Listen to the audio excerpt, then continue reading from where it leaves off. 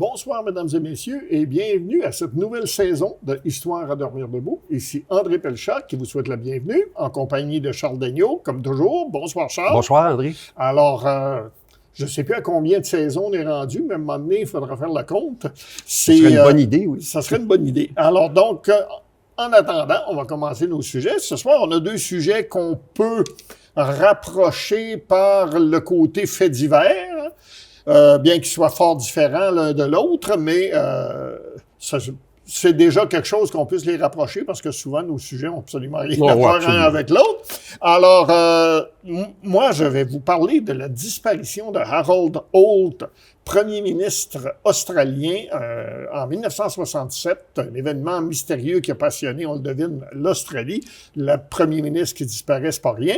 Puis toi, tu vas nous parler un événement où il y a des gens qui sont des choses enflammées, l'incendie du casino de Montreux.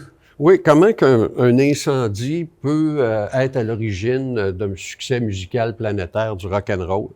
La musique, souvent, va raconter des histoires. D'ailleurs, quand plus jeune, j'écoutais Deep Purple, je comprenais pas nécessairement les paroles qui étaient dites, puis on se faisait notre propre imagerie, mais avec le temps, les paroles sont devenues disponibles, et puis c'est là que je me suis aperçu qu'une de mes pièces que j'aimais beaucoup, Smoke on the Water, racontait un fait divers, en fait, un incendie. Mais c'est pas la première fois qu'on voit ça. Il y en a une autre pièce qui m'avait frappé, c'est raconte l'histoire d'un naufrage sur le lac supérieur. Le Wreck of the Edmund Fitzgerald est une pièce en anglais de Gordon Lightfoot. Oui, mais la façon dont c'est raconté, le narratif a sa chronologie, et puis il y a une poésie des paroles qui est dans ça, qui est exclusive, cette pièce-là. Il y en a eu d'autres aussi. Forgetting Ohio de Crosby, Stills, Nash & Young, qui raconte un événement à l'époque de la guerre du Vietnam aux États-Unis, ou encore des personnages comme Ode to Billy Joe, qui raconte l'histoire, l'aventure, le suicide d'une personne. Et puis il y aurait par contre, les événements aussi comme U2 avec Sunday, Bloody Sunday, qui immortalise les violences en Irlande du Nord, entre autres. Il faut dire que ça rejoint une tradition millénaire. Oui. Parce que bien avant, beaucoup de récits très connus, bien avant d'être des livres, étaient des chansons. Effectivement. L'Odyssée, au départ, c'est un chant. Et puis, il y en a une grande quantité qui ont été composées, d'ailleurs, sur le 11 septembre par plusieurs autres groupes. Mais quand on parle d'un narratif avec, comme par exemple le naufrage d'un navire, là, on va parler d'un incendie. Le casino de Montreux, c'est une espèce de temple de la musique qui a été construit en 1881. Il était connu sous le nom de Queue Horsal. C'est un lieu prestigieux sur les rives d'un lac, le lac Léman. Mm-hmm. Et puis, dans les premières décennies de son existence, il accueillait des orchestres symphoniques, entre autres Stravinsky et Ravel, là, qui se sont produits là. À partir des années 60, ça va changer de visage musical parce que là, c'est un espace privilégié qui va devenir le lieu de présentation du jazz, du rock, du blues, du festival de jazz de Montreux. De Montreux, que je me souviens, entre autres, qui était diffusé à la télévision par Radio-Québec. Il y a eu énormément de captations qui ont été faites aussi. Dans les années 70. Et puis, le fondateur du festival de jazz, c'est un dénommé Claude Nobbs, qui était là justement le soir de l'événement, ça va se produire. Aussi, le bâtiment est traditionnel. C'est une architecture à l'ancienne, c'est un casino. On a des trosses au plafond. Il y a beaucoup de décorations assez inflammables. Il faut le connaître. Alors, ce soir-là, on est en décembre 1971. C'est Frank Zappa qui se produit sur scène. À l'époque, Frank Zappa, c'est un pionnier, il est reconnu pour son sens satirique de la musique. Son ensemble est assez chaotique, qui s'appelle les Mothers of Invention. Et puis, il y a un public qui le suit énormément. Puis parmi ce public-là, ce soir-là, on va trouver les membres du groupe Deep Purple. Parce qu'eux autres, ils le savent qu'ils sont au courant. Puis dans le domaine de la musique, Frank Zappa est en train de devenir un des plus grands créateurs. Alors, la soirée débutait, puis pendant que les Mothers of Invention jouent une pièce qui s'appelle King Kong, il y a un de leurs fans qui va trouver le moyen... Frank Zappa met le feu à la salle carrément parce qu'un de ses fans a amené un pistolet à fusée éclairante. Et puis, durant la pièce, il va tirer une fusée qui va entrer dans le fameux plafond et puis qui va commencer sa combustion, là. Heureusement, les gens ont vu ça, c'est quand même une fusée de détresse, et puis ils se sont aperçus qu'il y a du danger, puis immédiatement, ils ont commencé à faire signe, entre autres à Frank Zappa, puis dire, bon, pointait vers le haut, voici, il y a de la fumée, bien là, Frank Zappa a interrompu la pièce, et puis il s'est ni plus ni moins transformé en pompier, et puis à dire aux gens, calmez-vous, allez tranquillement vers les sorties venant de Frank. C'était quand même assez... Et puis, il y a un loustic à un moment, là, quand les gens commençaient à sortir, qui a pris une chaise pour briser une fenêtre en panique. Ça a créé un appel d'air, et c'est là que le feu a pris de l'ampleur. Et puis, quand les flammes ont commencé vraiment à être visibles, Frank Zappa, il y a quelqu'un dans son groupe, à l'époque, il y avait un succès je crois que c'est George Brown qui s'appelle Fire. Et puis, d'ailleurs, il se présentait comme une espèce de démon incendiaire durant des spectacles. Il y en a un qui a lâché. Et ce soir, en personne, voici Fire de M. Brown en question. Et là, Frank Zappa, après avoir parlé de l'événement, il disait que tout ce qu'ils ont pu sauver de leur matériel, finalement, c'est une cloche à vache. Et puis, par contre, pour ce qui est de Deep Purple, heureusement, leur matos n'avait pas été mis en place parce qu'ils étaient là pour, justement, capter puis enregistrer leur prochain album là, qui s'appelle Machine Head. Machine Head en parlant des clés d'accordement d'un instrument. Et puis, le Claude Nobbs, qui d'ailleurs dans la pièce Smoke on the Water est appelé Funky Claude, parce que là, lui, il s'est démené. Hein?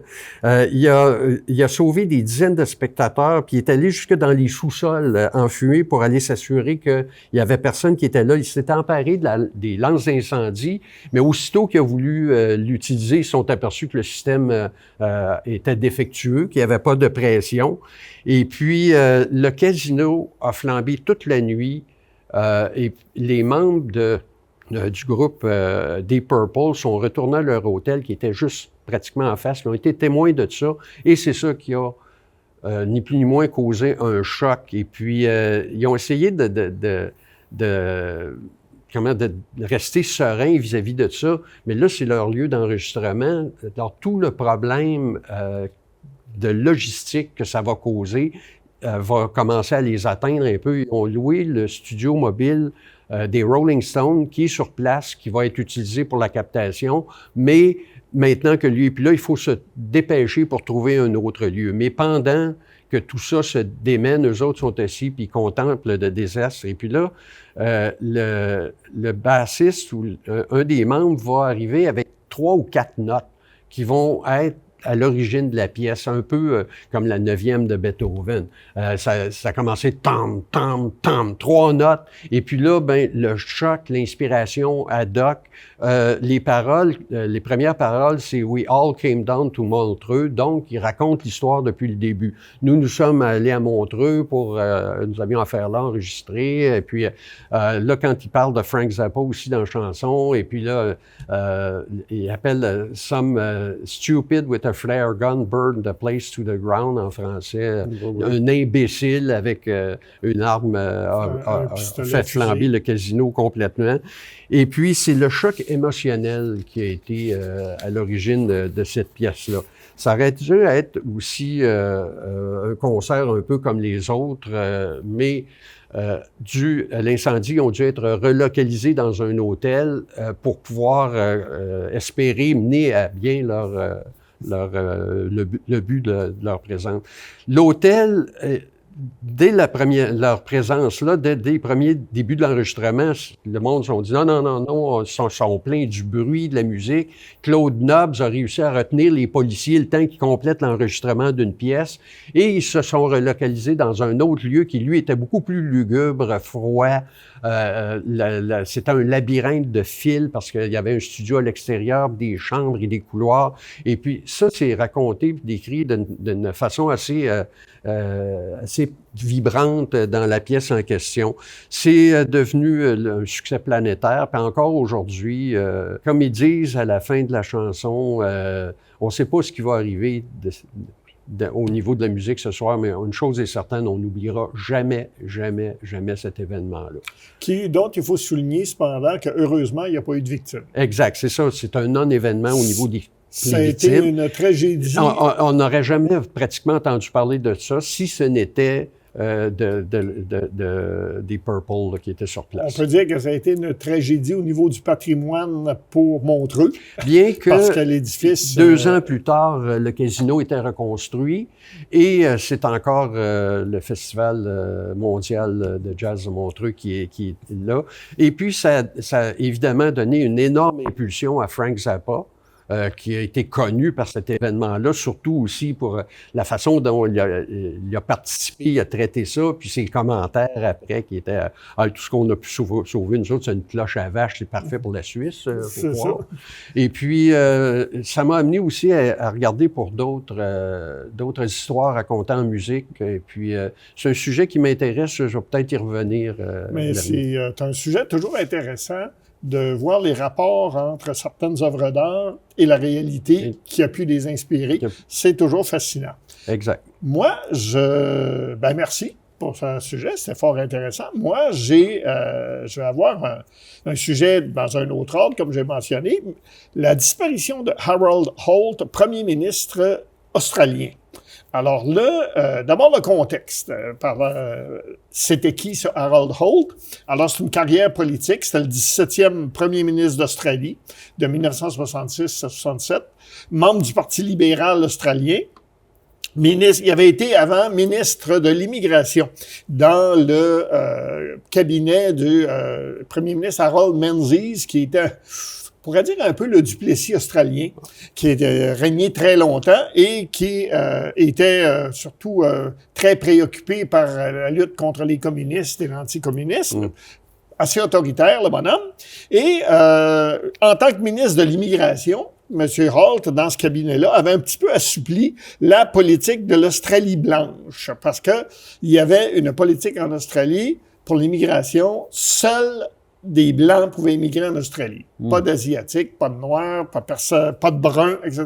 Lui avait assoupli un peu ça sans que ça soit aboli. Même aujourd'hui, il en reste des restants de cette politique-là. Ils ont très peur d'être envahis par les Asiatiques parce qu'il ne faut pas oublier que l'Australie est un pays peuplé d'immigrants d'origine britannique, mais qui est en fait à côté de l'Asie.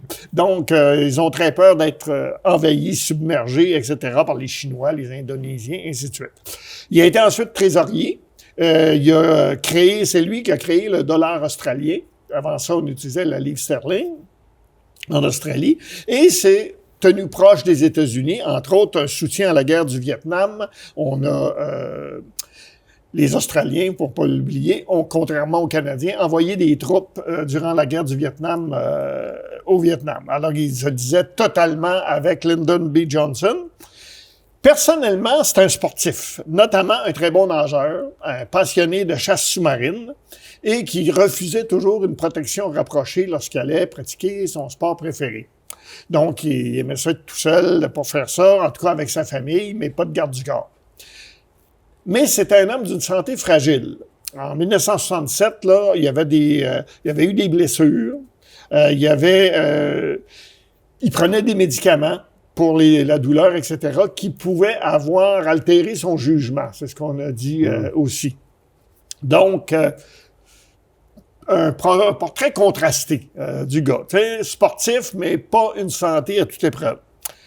C'est là que le 17 décembre 1967 arrive l'événement en question. Alors, C'est un week-end, une fin de semaine en Australie, et on est dans l'État de Victoria, qui est dans le sud de l'Australie, qui est...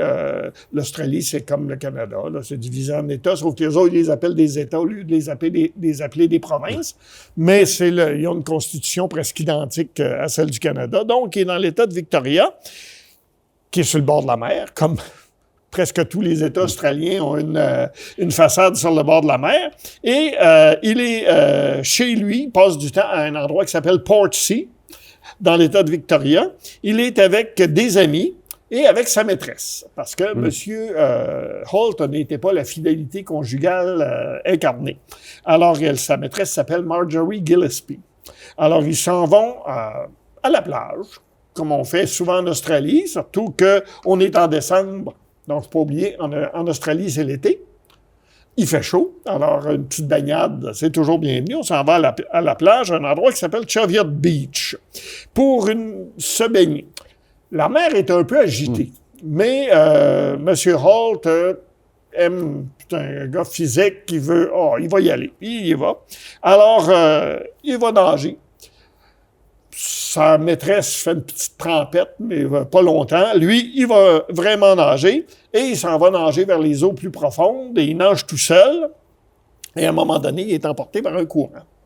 Et là, la seule témoin, c'est sa maîtresse, Mme Gillespie, qui va dire qu'il a été comme une feuille emportée très rapidement et on l'a pas revu. Disparition. Alors, on retrouve, il va y avoir évidemment... Elle court vers un téléphone, parce que dans ce temps-là, il fallait courir vers un téléphone parce qu'on n'en avait pas sur soi, surtout quand on était en maillot de bain, j'ajouterais. Alors donc, elle court vers un téléphone, elle appelle la police, et les gardes-côtes et tout le monde se met à la recherche, et on va chercher pendant plusieurs 48 heures, une semaine. On ne retrouvera jamais le corps de M. Holt. Et c'est une recherche massive, là. On va impliquer 340 personnes de la police, des gardes-côtes, des forces armées et même des civils, tout simplement, des volontaires, des bénévoles. Des plongeurs vont participer pour aller au fond de l'eau pour de trouver aucune trace. Monsieur le premier ministre est complètement disparu. Alors, naturellement, d'abord, il faut lui choisir un successeur, au moins temporaire, au cas où on le retrouverait. Et on fait une enquête pour essayer de voir qu'est-ce qui a pu arriver. Évidemment, ça ne sera pas très long avant d'arriver à une conclusion. Noyade accidentelle. On pense que M. Holt, et ça paraît logique d'ailleurs, après surtout selon le témoignage de Mme Gillespie, selon lequel il était emporté par des vagues, et on pense que M. Holt, qui, comme je l'ai dit, était un sportif, mais aussi prenait des médicaments qui pouvaient avoir altéré son jugement, a peut-être surestimé ses capacités. Et ça, c'est fréquent dans les cas de noyade. Même les bons nageurs peuvent se noyer souvent pour cette raison-là. Ils se pensent meilleurs qu'ils sont et souvent vont sous-estimer aussi le courant à l'endroit. Là, comme là, il y a eu des courants violents, probablement pas les courants habituels parce qu'il y avait du vent et des tempêtes, donc possiblement un courant violent est subi à part ça. Donc, ça paraît logique, ça paraît très logique. Mais on va penser quand même qu'il y a des idées alternatives, il y a pu avoir d'autres facteurs. Parmi ceux-là, on pense sa santé. Il prenait de la morphine. On pense qu'il a peut-être fait une crise cardiaque. On pense qu'il y a peut-être la fatigue, tout simplement, qui l'a amené. Souvent, une fatigue professionnelle, on peut dire, fait que physiquement, on peut se sentir très bien, mais ça peut vous tomber dessus d'un seul coup. Alors, s'il a perdu connaissance, par exemple, dans l'eau, c'est quelque chose qui est possible. On s'est demandé s'il n'y avait pas eu suicide. Mais ça, la famille, sa maîtresse, tout le monde rejette cette théorie-là. Il avait un comportement normal, il n'était pas déprimé du tout, sa carrière politique allait bien. On ne voyait pas pourquoi il aurait fait un suicide. Bon, il y a toujours des petites choses en politique, mais de là à se suicider, les politiciens ne se suicident pas pour ça en général, là. Donc, on pense que c'est douteux. Alors, bien sûr, c'est quand même un événement à subir. Le premier ministre qui disparaît, c'est pas ordinaire. Et le premier ministre étant quelqu'un de très en vue, avec des grosses responsabilités, naturellement, arrivent les théories du complot. C'est là que, entre autres choses qui vont ressortir, et là, les conservateurs, ça va venir du banc du parti d'opposition, les conservateurs, il y en a qui vont dire c'est pas la position du Parti conservateur, mais des gens qui viennent de ce côté-là vont dire qu'il était peut-être un espion pour la Chine et qu'il aurait été exfiltré par sous-marin. Moi, quand j'ai lu ça, ça m'a fait rire un peu parce que la flotte de sous-marins chinoise en 1967 redoute beaucoup qu'elle ait été en état de faire une opération comme celle-là. Okay. N'importe où. Je veux dire, ils avaient 3-4 sous-marins récupérés des Japonais durant la Deuxième Guerre mondiale et du vieux stock que les Russes leur avaient passé en 1949, mais c'était plus pour l'entraînement qu'autre chose. C'était pour l'entraînement plus qu'autre chose. C'était bon pour patrouiller les eaux côtières de la Chine, mais là, pour aller une mission loin, ça prend de la logistique. Il faut être bien informé, avoir la cartographie des fonds marins, il faut avoir une bonne information qu'il n'est pas sûr que la Chine avait. Surtout que la Chine ne pouvait pas avoir beaucoup d'espions en Australie parce que les Chinois n'avaient pas le droit d'aller en Australie. Donc déjà, ils ne devaient pas en avoir des tonnes d'espions chinois en Australie. Mais c'est pour dire où peut mener la paranoïa des théories du complot. Alors, espion pour la Chine, exfiltré par sous-marin, c'est romantique, par exemple. Ça fait un bon film. Oui, c'est très James Bondien. D'autres, à l'opposé, ont dit qu'il avait été peut-être assassiné par la CIA parce qu'il aurait eu soudainement des doutes pour l'engagement de l'Australie au Vietnam. En fait, il n'y a rien qui prouve ça. Peut-être quelques commentaires où il a dit que la guerre allait pas très bien. Ça se peut, là, mais rien qui prouve ça. Mais la CIA l'aurait fait assassiner à cause de ça. Ça aussi, ça paraît un peu douteux. Pas parce que la CIA n'est pas capable d'assassiner quelqu'un, on sait qu'ils l'ont déjà fait, mais dans un dirigeant d'un pays allié, démocratique, où il y a des élections régulières, c'est risqué. Ça aurait été plus dangereux qu'autre chose pour la raison de la mission. C'est ça, exactement. Plus susceptible de nuire que d'autres choses. Ouais. Surtout sur le peu d'informations qui laissent penser qu'il aurait pu avoir de changer la politique australienne là-dessus. D'autres ont pensé à une fuite organisée.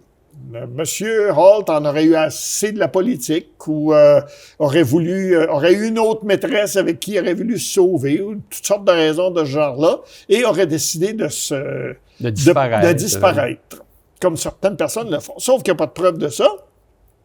Et ça paraît ça aussi un petit peu douteux parce que premier ministre, pour disparaître, lève-toi de bonheur, comme on dit ici. Parce que t'as ton visage qui est connu, surtout en 1967, là, il y a la TV, il y a la télévision, là, il passe à la télévision toutes les semaines. Qu'il puisse disparaître et personne ne va le reconnaître, ça paraît un peu suspect aussi. Ouais. C'est pas inenvisageable, parce que, bon, il peut s'être fait reconduire à un aéroport et être sorti du pays. Et le premier ministre australien, s'il est allé aux États-Unis, c'est sûr que personne ne le connaît. Mais c'est quand même un peu compliqué, puis on voit pas pourquoi il aurait fait ça non plus. Et il n'y a aucune preuve directe ou indirecte non plus. Donc, ça va rester... Bon, il y a la thèse officielle qui est très vraisemblable, il s'est noyé, mais toutes sortes d'hypothèses vont continuer à surgir en Australie pendant très longtemps. C'est comme si quand quelqu'un d'important disparaît, on peut pas admettre qu'il y ait une cause ordinaire. Et c'est comme Elvis, il est pas mort, John Kennedy, il peut pas avoir été assassiné par un tueur isolé, ainsi de suite. Donc là, c'est ça. Il ne peut pas juste s'être noyé. Donc, il va avoir des conséquences, évidemment.